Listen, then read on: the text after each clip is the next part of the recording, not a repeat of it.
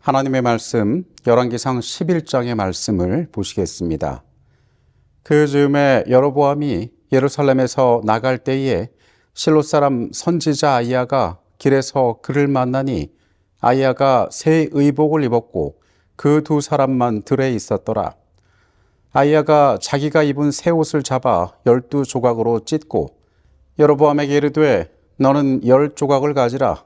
이스라엘의 하나님 여호와의 말씀이 내가 이 나라를 솔로몬의 손에서 찢어 빼앗아 10지파를 내게 주고 내가 너를 취하리니 너는 내 마음에 원하는 대로 다스려 이스라엘 위에 왕이 되되 내가 만일 내가 명령한 모든 일에 순종하고 내 길로 행하며 내 눈에 합당한 일을 하며 행함같이 내 율례와 명령을 지키면 내가 너와 함께 있어 내가 다윗을 위하여 세운 것 같이 너를 위하여 견고한 지부를 세우고 이스라엘을 내게 주리라.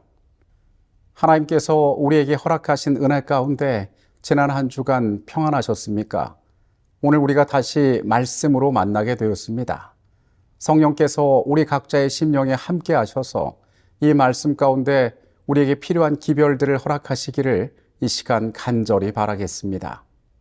우리는 지난 시간에 신명기 17장의 말씀을 살펴보았는데 그 말씀 가운데 누가 이스라엘의 왕이 될 자격이 있는지가 나와 있습니다. 이스라엘의 왕이 되는 자격은 두 가지가 필요했는데 먼저는 그는 이방인이 아니어야 했고 또 한 가지는 하나님께서 택하신 자여야만 왕이 될 수가 있었습니다.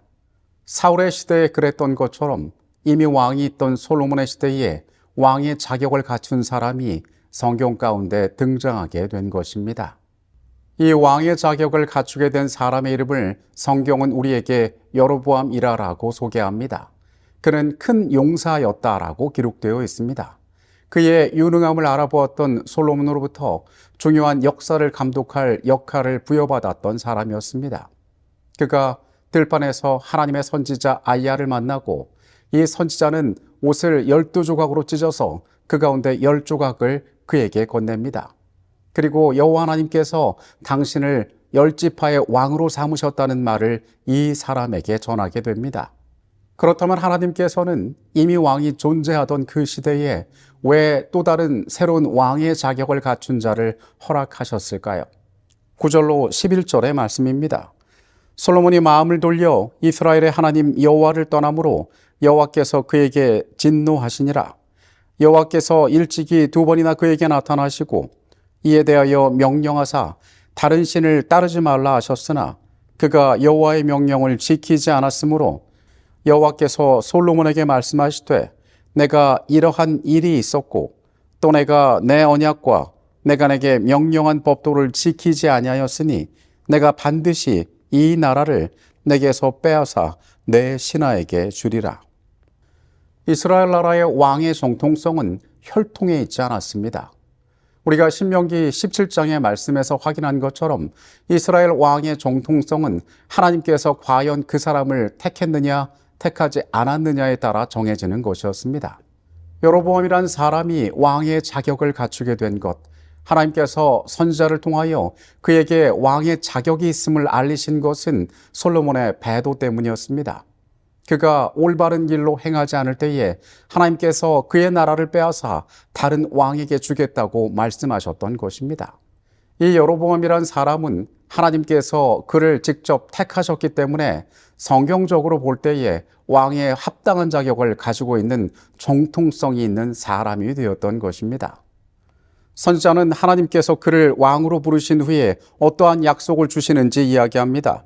내가 너를 취하리니 너는 내 마음에 원하는 대로 다스려 이스라엘 위에 왕이 되되 내가 만일 내가 명령한 모든 일에 순종하고 내 길로 행하며 내 눈에 합당한 일을 하며 내 종 다윗이 행함같이 내 율례와 명령을 지키면 내가 너와 함께 있어 내가 다윗을 위하여 세운 것 같이 너를 위하여 견고한 집을 세우고 이스라엘을 내게 주리라. 선지자는 겉옷을 찢어 10조각을 그에게 건네므로 하나님의 선택을 알렸습니다. 그리고 그와 동시에 그에게 하나님의 어떠한 약속이 주어졌는지를 이야기합니다. 이것은 우리가 성경에 앞서 보았던 사울, 다윗, 그리고 솔로몬에게 주어졌던 약속과 크게 다르지 않습니다. 하나님의 말씀을, 그분의 율법을 기초 삼아 나라를 통치할 때에 하나님의 약속된 축복이 너희에게 임할 것이라고 하나님께서 이야기하신 것입니다. 우리는 성경의 이 모든 내용들을 살펴볼 때에 하나님께서 분명하게 그를 왕으로 세우고자 의도하셨다는 사실을 바라보게 됩니다. 그러나 사람의 세상에는 두 개의 태양이 존재할 수 없었습니다. 이러므로 솔로몬이 여로보암을 죽이려 하매 여로보암이 일어나 애굽으로 도망하여 애굽 왕 시삭에게 이르러 솔로몬이 죽기까지 애굽에 있으니라. 다윗이 사울의 낯을 피하여 도망하였던 것처럼 여로보암 역시 솔로몬의 낯을 피하여 도망하였습니다. 그리고 그는 솔로몬의 죽음 때까지 애굽에 거하였습니다. 그리고 다윗의 아들 솔로몬이 그 열조에게로 돌아갈 시간이 이제 다가왔습니다. 솔로몬이 예루살렘에서 온 이스라엘을 다스린 날수가 40년이라. 솔로몬이 그의 조상들과 함께 잠에 그의 아버지 다윗의 성읍에 장사되고 그의 아들 르호보암이 대신하여 왕이 되니라. 솔로몬의 죽음은 나라에 중대한 변화를 가져왔습니다.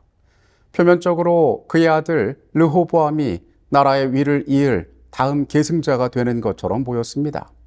하지만 앞선 여로보암의 사건에서 우리가 보았듯이 이제 그 나라는 그들이 예상하지 못했던, 사람들이 생각하지 않았던 운명 가운데로 들어가게 될 것이었습니다. 북쪽 지역에 있던 도시 세겜, 에브라임 땅에 속하였던 그 도시로 솔로몬의 아들 르호보암은 사람들을 만나기 위하여 갑니다. 그들의 왕으로 인정을 받기 위하여 그 자리에 갔던 것입니다. 그런데 그곳에 모인 지파의 대표들로부터 다음과 같은 청을 듣게 됩니다. 왕의 아버지가 우리의 멍에를 무겁게 하였으나 왕은 이제 왕의 아버지가 우리에게 시킨 고역과 매운 무거운 멍에를 가볍게 하소서.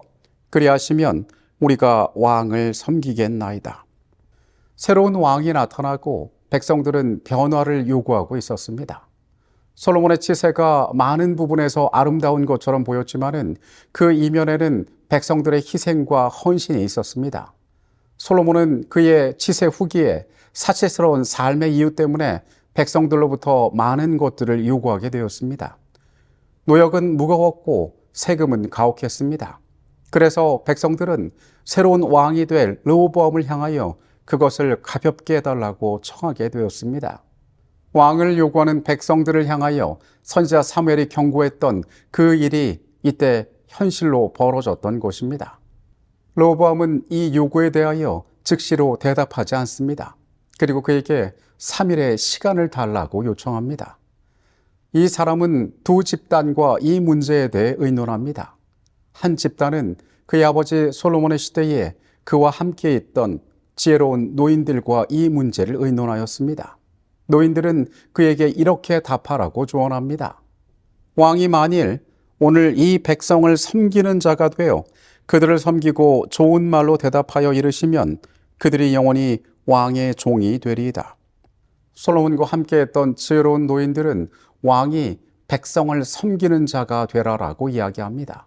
그렇게 하면 그들이 당신을 섬기게 될 것이라고 조언합니다. 왕은 또 다른 그룹과 이 문제를 의논합니다.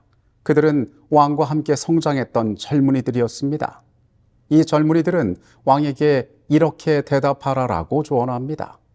내 새끼손가락이 내 아버지의 허리보다 굵으니 내 아버지께서 너희에게 무거운 멍에를 매게 하였으나 이제 나는 너희의 멍에를 더욱 무겁게 할지라. 내 아버지는 채찍으로 너희를 징계하였으나 나는 전갈 채찍으로 너희를 징계하리라. 젊은이들은 왕을 향하여 이야기합니다. 당신이 권위가 있어야 합니다. 당신이 힘이 있음을 보여주어야 합니다. 그러한 불평 따위는 눌러버릴 수 있어야 합니다. 그래서 당신은 그들의 질문에 끌려다닐 것이 아니라 강력하게 대응해야 한다라고 이야기합니다. 전혀 상반된 이 두 개의 조언 가운데 왕은 누구의 말을 들었을까요? 르호보암은 이 젊은이들의 말에 귀 기울여 3일 후에 이스라엘의 지도자들을 만나 포악한 말로 대답하였다고 성경은 이야기합니다. 이제 왕의 대답에 대한 반응이 나타날 시간이었습니다. 온 이스라엘이 자기들의 말을 왕이 듣지 아니함을 보고 왕에게 대답하여 이르되 우리가 다윗과 무슨 관계가 있느냐? 이새의 아들에게서 받은 유산이 없도다. 이스라엘아, 너희는 장막으로 돌아가라.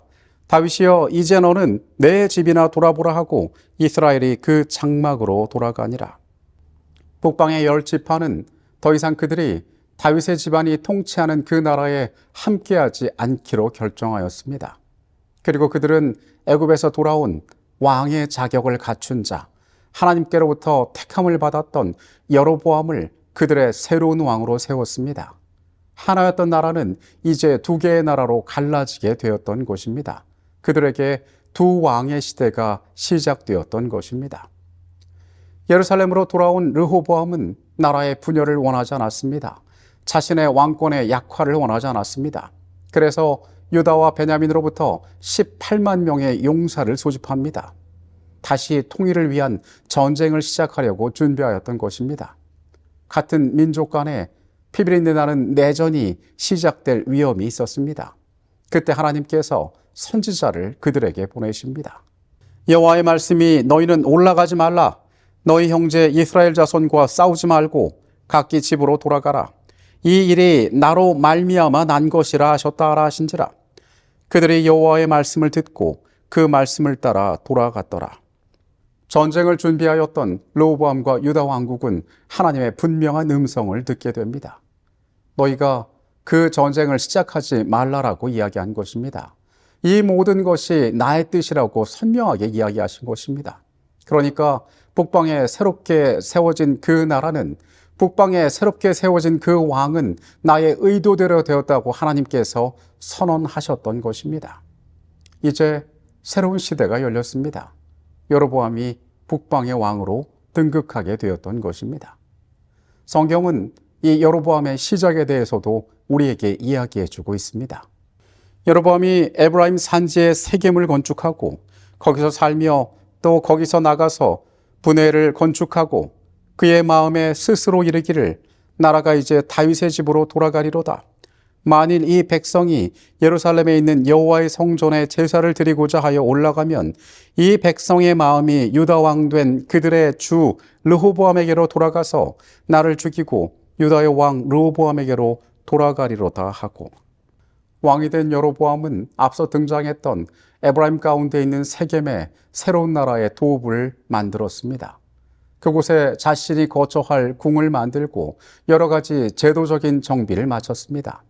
그가 나라의 기틀을 잡을 때에 그의 마음 가운데 있는 한 가지 고민이 있었으니 그것은 종교적인 문제였습니다. 그 시절 예배의 중심은 예루살렘에 있었습니다. 그곳은 하나님 앞에 봉헌된 도시였고 그곳에 하나님의 임재가 머물고 있었습니다.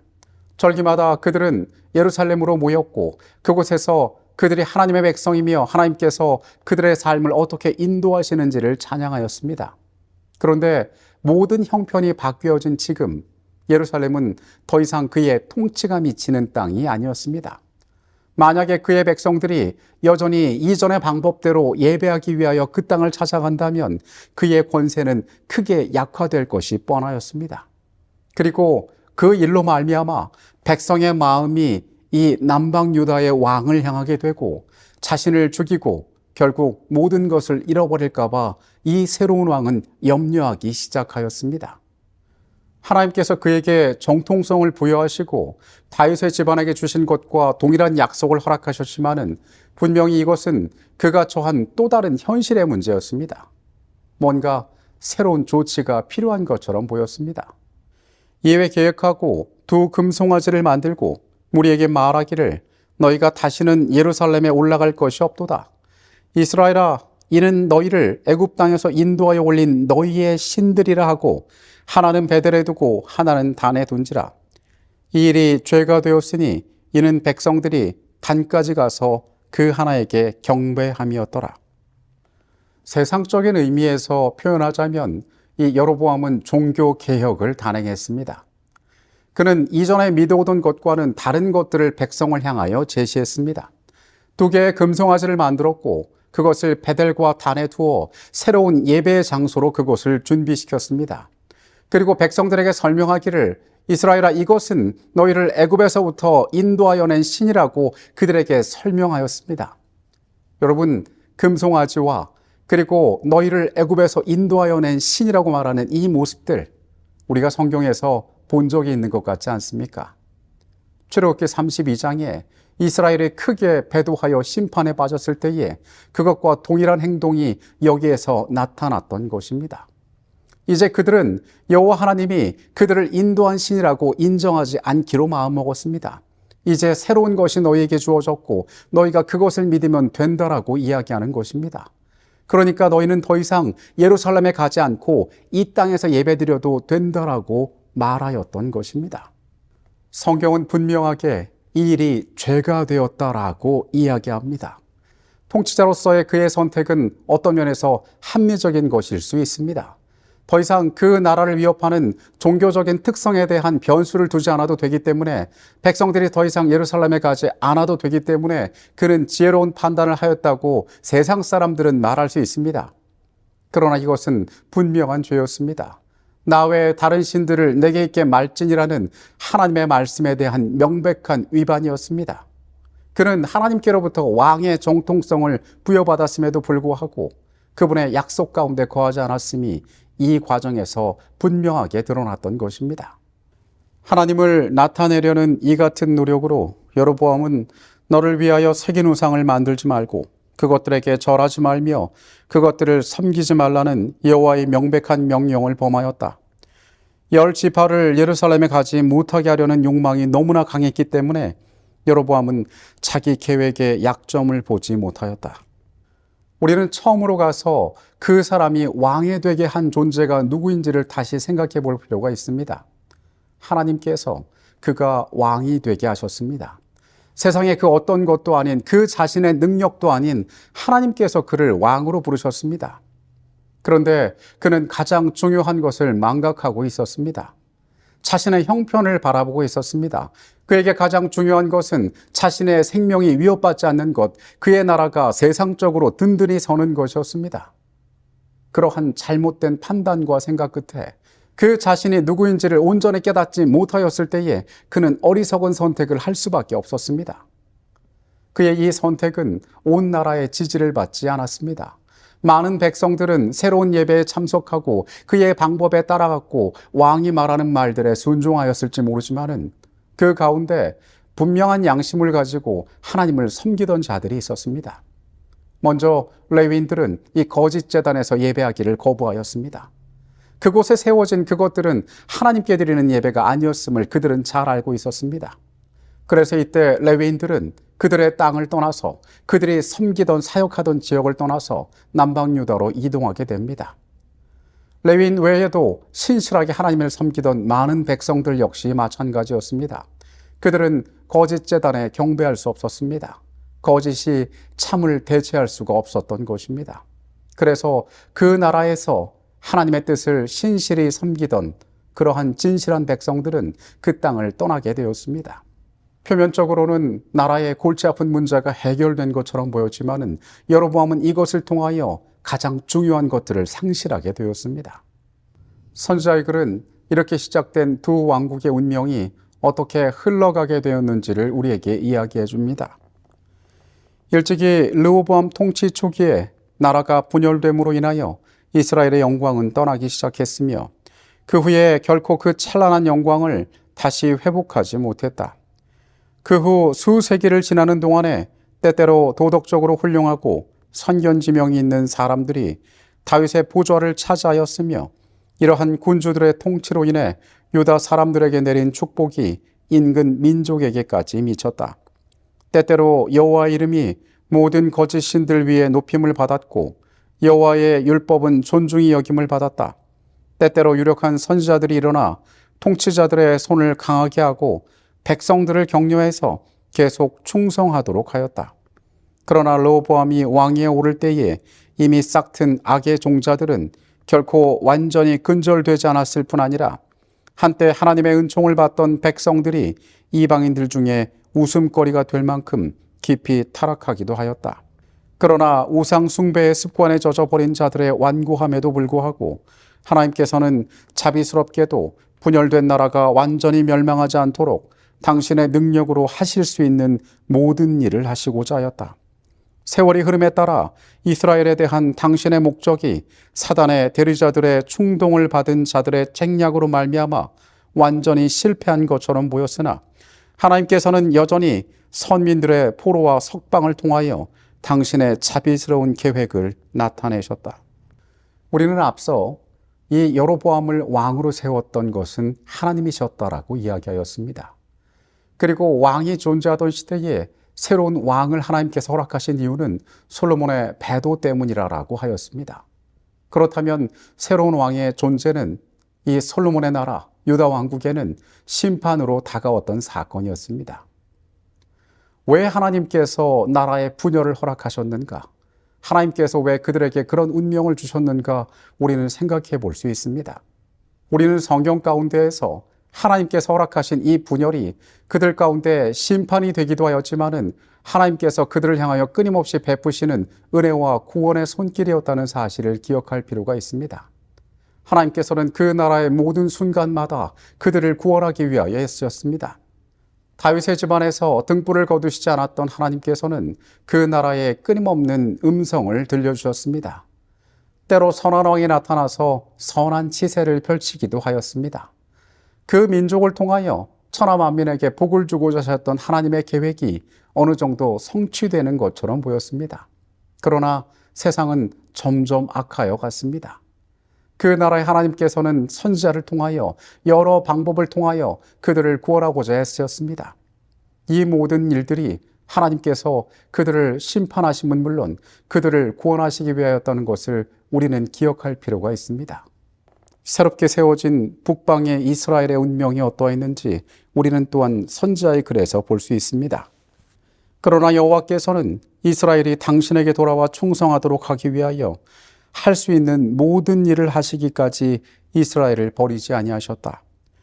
연달아 일어난 통치자들이 대담하게 하나님을 대적하고 이스라엘로 더욱 깊이 우상 숭배에 빠지게 했던 길고 어두운 세월을 통하여 하나님께서는 뒤로 물러간 당신의 백성에게 연달아 기별을 보내셨다. 하나님께서 당신의 선지자들을 통하여 그들이 배도의 물결을 멈추고 당신께 돌아올 수 있도록 가능한 모든 기회를 주셨다. 나라가 분열된 후에 세월 동안에 엘리야와 엘리사가 활동했고 호세아와 아모스와 오바자의 부드러운 호소를 나라 안에서 들을 수 있었다. 이스라엘 나라를 죄에서 구원하기 위하여 하나님의 강하신 능력에 대한 훌륭한 증인들을 보내지 않고 버려둔 적은 결코 없었다. 최악의 암흑시대 동안에도 거룩하신 통치자에게 충성을 다하고 우상숭배 중에서도 거룩하신 하나님의 면전에서 흠없이 살고자 한 사람들이 있었다. 이 충성스러운 사람들은 상당수의 남은 무리에 속한 사람들로 계수되었는데 그들을 통해 하나님의 영원한 목적이 성취되도록 되어 있었다. 북방 이스라엘은 첫 단추를 잘못 끼었습니다. 첫 왕이었던 여로보암이 시작한 우상 숭배, 그가 온 나라에 끼쳤던 그 죄의 해악은 그 나라가 멸망할 때까지 계속되었습니다. 단 한 명의 선한 왕도 그들 가운데 나타나지 않았습니다. 아합과 같은 악한 존재들이 그 나라를 다스렸습니다. 온 나라가 배도하는 것처럼 보였습니다. 그런데 하나님께서는 그들을 향하여 더욱 특별한 사랑을 보여주셨음을 우리는 성경 가운데 알고 있습니다. 우리가 열왕기와 역대서를 읽을 때에 인간 나라에 돌아가는 모든 형편 가운데에서 우리는 아무런 소망을 찾아볼 수가 없습니다. 그러나 우리가 열왕기와 역대기를 읽을 때에 반드시 함께 읽어야 할 책이 바로 선지서들입니다. 하나님께서 이 시간들 동안 그 백성들을 어떻게 붙잡기를 원하셨으며 그들을 향하여 어떤 음성을 주셨고 그들이 어떻게 돌아오기를 간절히 원하셨는지 우리는 선지자들의 음성 가운데 그 시대를 향하여 부어진 하나님의 특별한 사랑들을 깨닫습니다. 그 땅에는 엘리야가 있었습니다. 엘리사가 있었습니다. 능력 있는 하나님의 일들이 그곳에 임했습니다. 하나님께서는 이 분열의 시대에, 이 배도의 시대에 그 백성들과 함께 계셨고 그들을 구원하기 위하여 밤낮 없이 일하셨다는 사실입니다. 우리는 이 시대로부터 중요한 영적인 교훈들을 발견해야 합니다. 먼저 우리는 내가 어떤 존재인가를 기억할 필요가 있습니다. 이스라엘의 처음 분열 왕국의 두 왕은 어떠한 존재를 기억하지 못함으로 문제들을 만나게 되었습니다. 먼저 르호보암은 젊은이들의 조언에 귀를 기울여 잔인하게 그 백성들에게 대답함으로 그의 나라의 상당 부분을 잃어버리게 되었습니다. 그는 지혜로운 자들의 조언과 같이 백성을 섬기는 자임을, 하나님께 권한을 위임받은 자임을, 자신이 어떤 존재인지를, 왕이 해야 할 일이 무엇인지를 기억할 필요가 있었습니다. 그러나 백성 위에 군림하려 하고 자신의 가장 높은 존재로 교만하게 임하였을 때에 그는 그가 가진 많은 것들을 상실하게 되었습니다. 여로보암 역시 마찬가지였습니다. 그는 정통성을 가진 왕이었습니다. 그런 그를 누가 왕이 되게 했는지를 이 사람은 기억할 필요가 있었습니다. 가장 중요한 것을 위하여 그가 선택해야 할 일들이 있었습니다. 어떠한 경우에도 그가 건드리지 말아야 할 것이 있었습니다. 그러나 그에게 주어진 모든 것이 어느 분에게서 왔는지를 망각하였을 때 그는 심각한 문제에 빠지게 되었습니다. 여러분, 우리는 하나님께서 우리의 창조주이심을, 우리의 구원자이심을 매일 고백하고 살아가는 존재가 되어야 합니다. 오늘 하나님께서 우리의 삶을 존재하게 하셨고 죄 가운데 속절없는 우리의 운명을 구원하셨음을, 그분의 공로가 없이는 나의 삶이 하루도 온전히 서 있을 수 없음을 우리가 고백하지 않는다면 우리 역시 이 실패한 두 왕의 운명과 같아질 수가 있습니다. 매일 그리스도의 십자가 앞에서 내가 어떠한 존재인지를 발견하고 나의 삶의 모든 선택들이 그분의 뜻에 합당한 것이 될 수 있도록 우리의 생애를 준비하게 되시기를 바라겠습니다. 우리가 또한 이 말씀들 가운데 주목하여 볼 것은 누가 높아지기를 원했느냐라는 것입니다. 르호보암은 자신의 자존심이 손상받지 않기를 원했습니다. 백성을 섬기겠다고 말하는 것을 굴욕이라고 느꼈는지도 모르겠습니다. 그는 자기 스스로를 높이기를 원했던 것입니다. 여로보암 역시 마찬가지였습니다. 그가 가장 염려하는 것은 자신의 아니었습니다.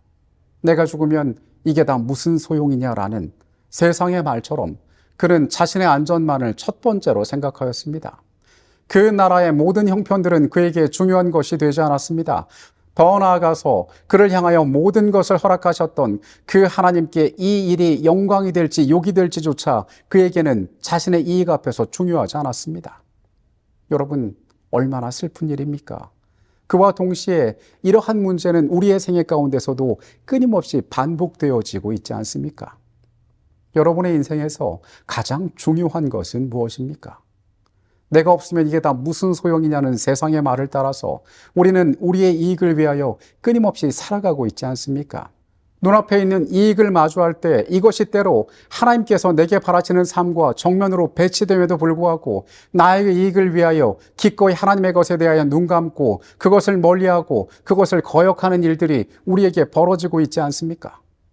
여러분, 우리의 그런 선택은 우리를 불안하고 약속 없는 우리의 미래로 이끌게 될 것입니다. 하나님께서 우리의 하나님이 되실 수 없기 때문입니다. 오늘 우리의 삶이 누구를 높여야 하는지를 기억하게 되시기 바랍니다. 누구의 것을 먼저 구별해야 할지를 기억하게 되시기 바랍니다. 우리가 어떠한 존재로 살아갈 때에 하나님께 영광이 될 수 있는지를 우리는 가장 먼저 생각하는 자들이 되어야 합니다. 그것이 이 분열과 배도의 시대에서 우리가 배워야 할 중요한 교훈이 될 것입니다. 마지막으로 우리가 기억해야 할 것은 이 모든 부족과 실패 가운데서도 하나님께서는 우리의 구원을 위하여 일하고 계신다는 사실입니다. 주께서는 구원하려 하시지 멸하려고 하지 않으신다. 그분은 죄인들을 구원하시기를 기뻐하신다. 주 여호와의 말씀에 나의 삶을 두고 맹세하노니 나는 악인의 죽는 것을 기뻐하지 아니하노라. 주께서는 경고와 간청으로 불순종하는 무리들에게 그들의 행악을 그치고 당신께 돌아와서 살라고 부르신다. 우리는 세상에서 일어나는 일들에서 때로 축복과 저주를 분간하기도 합니다. 내가 어려운 형편에 빠지거나 인간적으로 실패한 것 같은 모습이 나타날 때에 사람들은 하나님의 심판이 임했다라고 이야기하곤 합니다. 이스라엘이 그 위세를 잃고 두 개의 왕국으로 분열되는 이 사건, 겉으로 볼 때에 이것은 솔로몬의 집안에 내려진 하나님의 심판이었습니다. 어떤 면에서 맞습니다. 그러나 우리는 그러한 관점으로만 하나님의 일들을 보아서는 안 될 것입니다. 하나님께서는 그 백성을 경고하시고 심판하시지만은 그 백성을 어떻게 하면은 그들의 잘못된 길에서 돌이키실지 끊임없이 일하고 계신다는 사실입니다. 이 두 왕국의 배도 시대에 하나님의 은혜는 그 나라 가운데에서 단 한 번도 거두어진 적이 없었습니다. 주께서는 끊임없이 선지자들을 보내셔서 그들의 삶을 돌아오게 하기 위하여 애쓰셨습니다. 마찬가지로 여러분, 우리의 삶이 하나님에게서 멀리 떨어져 있고 우리의 지금의 현실이 그분의 약속대로 되어지지 않는다고 해서 그분께서 우리를 완전히 버리셨다고 생각하지 않게 되시기 바랍니다. 그분께서는 하나님 앞으로 우리가 더 가까이 올 수 있게 하기 위하여 끊임없이 우리를 향하여 그분의 자비의 말씀을 선포하신다는 사실을 기억하게 되시기 바랍니다. 나는 이미 버리워진 존재라고, 그분께서 나를 포기하셨기 때문에 내게 남은 거는 심판밖에 없다고 이야기하지 않게 되시기 바랍니다. 보내셨던 그 수많은 선지자들, 그분께서 그들을 통하여 보내셨던 그 음성은 그분의 나라를 위한 사랑의 기별이었음을, 그분의 간절함이었음을 우리는 이 시대 가운데 배워야 합니다. 그리고 동일하게 그 음성은 오늘 우리를 향하여서도 전해지고 있습니다. 오늘 우리는 이 분열과 배도의 시대를 바라봅니다. 그리고 우리의 시대가 겪고 있는 그 문제들과 어쩌면 크게 다르지 않음을 바라봅니다. 이 말씀들 가운데 중요한 교훈들을 기억하게 되시기 바랍니다. 내가 누구인지를 발견하고 누구를 위해 살아갈지를 기억하고 그 하나님께서 나의 삶을 위하여 오늘도 어떻게 애쓰고 계시는지를 우리는 기억할 필요가 있습니다. 그분의 은혜 가운데 우리의 시간들을 살아가게 되시기를 바라겠습니다. 이 시간 말씀을 마치겠습니다.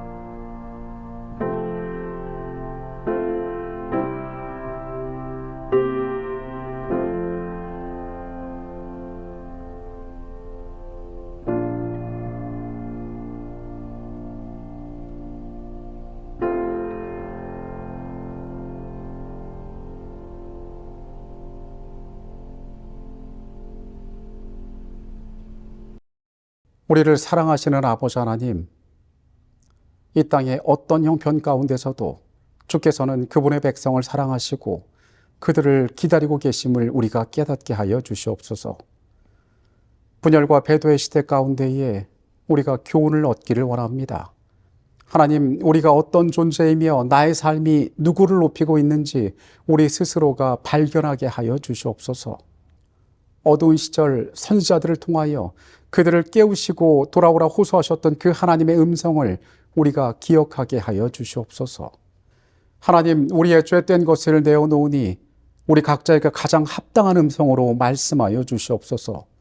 이 시간에 같이 계셨음에 감사드립니다. 예수 그리스도 이름으로 기도합니다. 아멘.